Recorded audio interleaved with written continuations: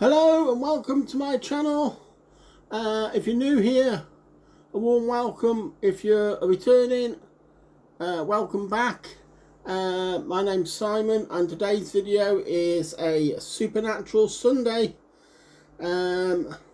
where we discuss the episodes of Supernatural.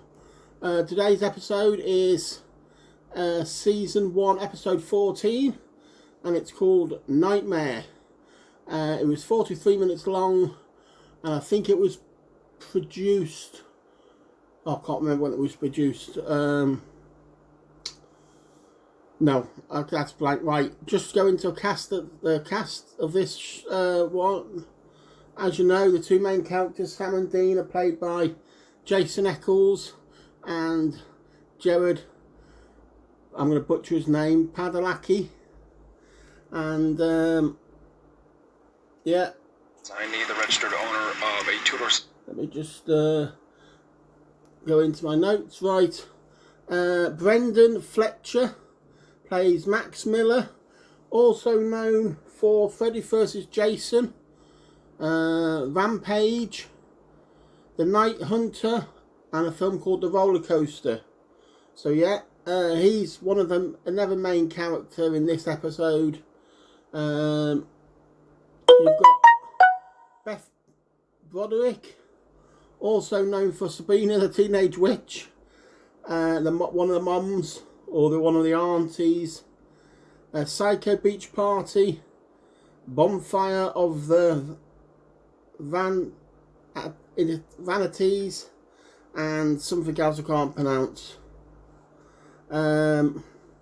Roger Miller is played by A.V. Raskin, also known for The Sentinel, Tom Stone, and Beyond Belief, Fact or Fiction.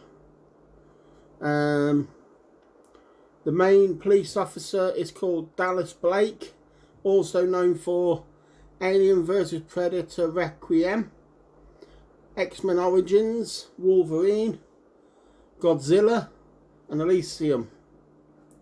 And Jim Miller, played by Cameron McDonald, also known for No Men Beyond This Point, Horns, Texas Rangers, and Psychic.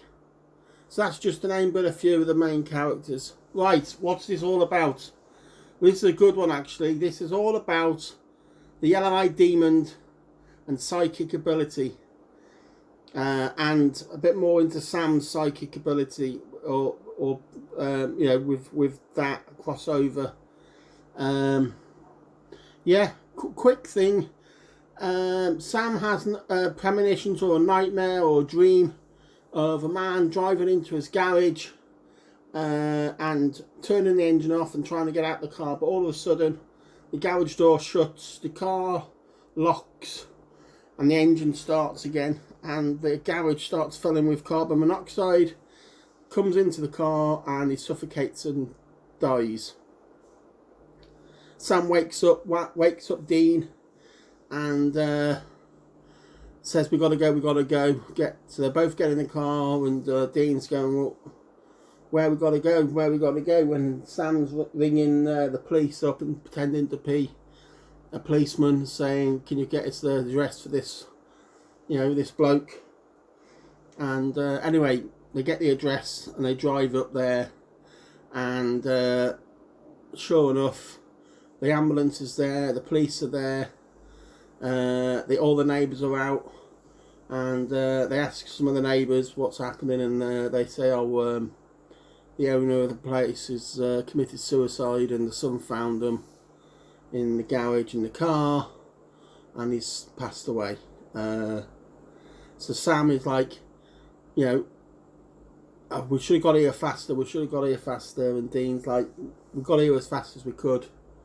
So anyway, they decide to go and question, you know, they want to question the family, but they can't, you know, just knock on the door. So what they decide to do, they decide to go in as priests the next day, and yeah, decided to go in as priests the next day, and Yeah, as they go in the door, the brother of the victim stops them and goes, "What are you two doing here?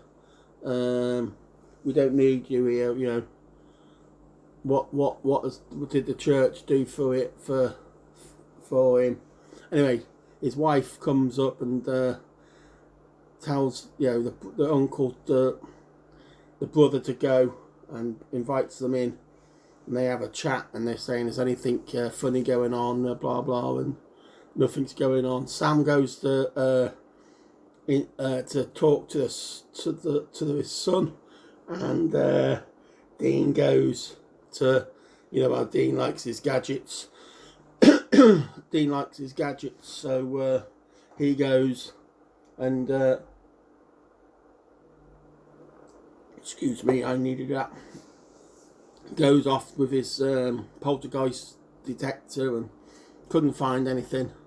So they both leave, and Dean's going, "Look, it was just a coincidence of the dream and what's happened. Let's, nothing's happening here. Let's go."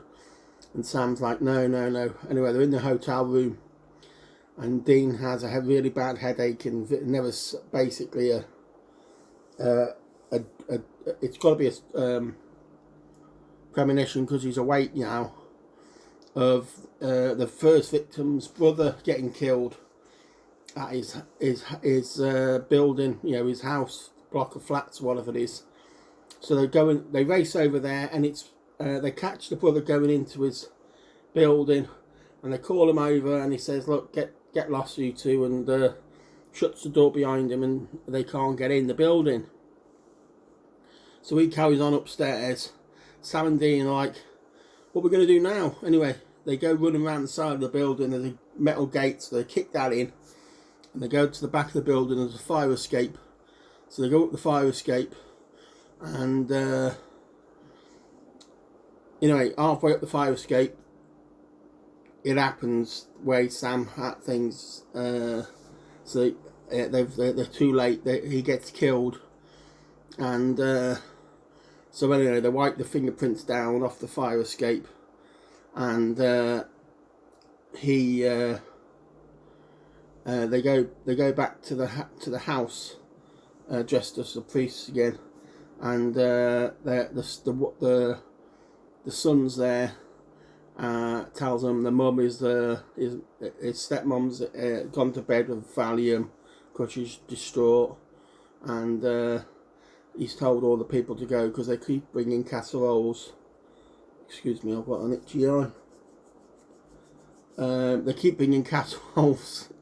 So yeah, anyway, they ask if there's any connection between him and his dad and his uncle. If have they done anything wrong or anything, and he starts getting a bit anxious and jumpy and jittery. Tells him to go and all that. That he doesn't need him near. So he said the only connection we've got is we used to live next door to each other. So they go. Anyway, they decide to go and see where they used to live, and they're looking at the house, and the neighbour next door is out mowing his lawn. So they go over there and said, "Do you know the Millers who used to live in that house over there?" And he said, "Oh no, what's happened to Max?" And they went, "What do you mean?" He says, "Nothing's happened to Max." He says, "Oh well, years ago when his dad and his stepdad got together, they got drunk and they used to beat and wail on Max. Something rotten. We used to hear it all the time. The arguing and the beating of Max and the crying and the so I just assumed." And anyway, at this time, Sam's getting another vision. His head's pounding and he's holding his head like this, and he's getting a vision of Max attacking his stepmom, and his stepmom saying, I didn't do anything. And he said, "Exactly, you didn't do anything. You could have stopped them when they used to beat me up and bully me and hit me with belts and all that. You're just as So anyway, Sam and Dean race to the house, and they get there just in time for Sam and the mum to be arguing. So they invite Sam outside to calm down and have a chat with them. And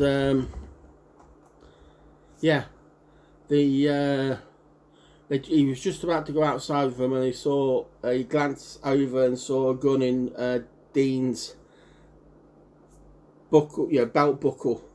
And anyway, he slams the door shut with his psychic abilities. All the windows shut and the blinds close, and flings them across the room, and goes back to his mom and starts having a go at her. And anyway, Sam convinces them to have a chat with him for 5 minutes and let Dean and his mom go upstairs. And they find out that the reason why he gets bullied by his stepdad and his dad is that his mom died in his nursery, suspicious way of being pinned to the ceiling and set on fire. And he says, how can that happen? He says, well, that's how our mom died. When I was in my crib, she was pinned to the ceiling by a monster with yellow eyes. We call him the yellow-eyed demon. And that's how our mum died. And he was like having none of it. So he used his abilities to get on Sam, chucked her into a cupboard, and blocked it with a big unit by sliding it across the door. And then he goes upstairs, and he starts with the gun and starts to say to I'm going to kill you, to his mom. And Dean steps in front saying, over my dead body. So anyway, he shoots Dean in the head, and it goes back to Sam in the cupboard holding his head. So obviously he's had a premonition of that happening. So like Dean's like banging on the door, trying to push this thing out of the way. He can't do it. He screams really loud and just like holds his hand up and screams. And anyway, his psychic ability kicks in, and the cupboard moves. And so anyway, Dean gets out the cupboard and runs upstairs, and stops the lad by saying, look, ask Dean how our mum died. And Dean tells him, and like now he's confused, and he's crying, and he's saying she didn't stop him from beating me up and all this. Anyway, in the end, Sam thought he convinced him to not kill his mom. Anyway, he turns a gun on himself and shoots himself in the head. So that's how it ended. The police come, question the mother, and tell them how that it was Max all along killing them, and she tried to kill her. And the police asked, who are these two? And she just said, oh, they're family friends. I called them before calling you. And the police let Sam and Dean go. And Sam and Dean are in the hotel room, and Sam goes, that could have been me, And he said, what do you mean? Well, I could have ended up like Max. And Dean said, no, I wouldn't, it wouldn't happen. You wouldn't end up like Max. And he says, well, what do you mean? He says, I wouldn't let that happen. So anyway, that's how it ended. And it's a good episode. But anyway, if you like this sort of thing, give me a thumbs up. And if you really like this thing and want to stick around, fancy giving me a subscribe, please do so. It's free. And but yeah, so thank you very much again for watching, and we'll see you on the next one. Have a good one. Bye bye.